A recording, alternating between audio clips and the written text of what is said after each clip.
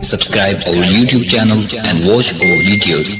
يا أيها الذين آمنوا اتقوا الله وقولوا قولا سديدا. اور ایسی درخواستیں جن سے صرف رسول پر اعتراض کرنا اور مصالح الہیہ میں مزاحمت کرنا ہی مقصود ہو اور ایمان لانے کا پھر بھی کوئی ارادہ نہ ہو، نری کفر کی باتیں ہیں۔ اعوذ باللہ من الشیطان الرجیم، بسم اللہ الرحمن الرحیم۔ ام تريدون ان تسألوا رسولكم كما سئل موسى من قبل ومن يتبدل الكفر بالإيمان فقد ضل سواء السبيل۔ ام تريدون کیا تريدون تم ارادہ کرتے ہو،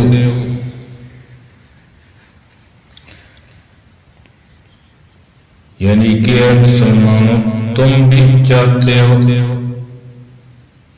ان تسألوا رسولکم، یہ کہ سوال کرو رسولکم اپنے رسول سے، کما سئل، کما کا معنی جیسا کہ، جس طرح سئل سوال کیے گئے موسیٰ حضرت موسیٰ علیہ السلام من قبل اس سے پہلے،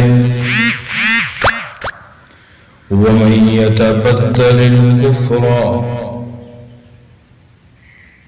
اور مَن يَتَبَدَّلِ جو تبدیل کرے، یعنی کہ کفر کرے بدلے ایمان کے، یعنی ایمان کے بدلے وہ کفر کو ترجیح دے، فقد ضل، تحقیق پکی بات ہے بھٹک گیا وہ، سواء السبیل سیدھے راستے سے۔ خلاصہ تفسیر یہ ہے اس آیت کا کہ بعض یہود نے حضور نبی کریم صلی اللہ علیہ وسلم کی خدمت میں عناداً عرض کیا کہ جس طرح موسیٰ علیہ السلام پر ایک ہی دفعہ تورات نازل ہوئی، اسی طرح آپ قرآن کریم مجموعی طور پر لائیے، یعنی پورا قرآن مجید ایک دفعہ ہی لے آئیے۔ اس پر ارشاد ہوتا ہے کہ ہاں کیا تم یہ چاہتے ہو کہ اپنے رسول وقت سے بیجا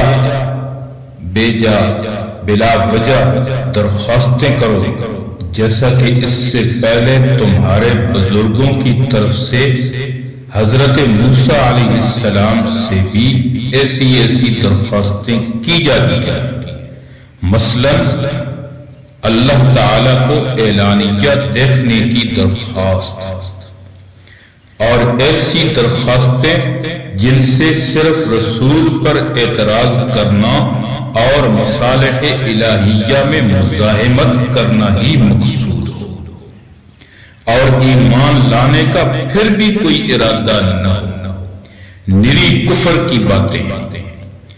اور جو شخص ایمان لانے کے بجائے کفر کی باتیں کرے، بلا شک و شبہ وہ شخص راہ راست سے بھٹکا ہوا ہے۔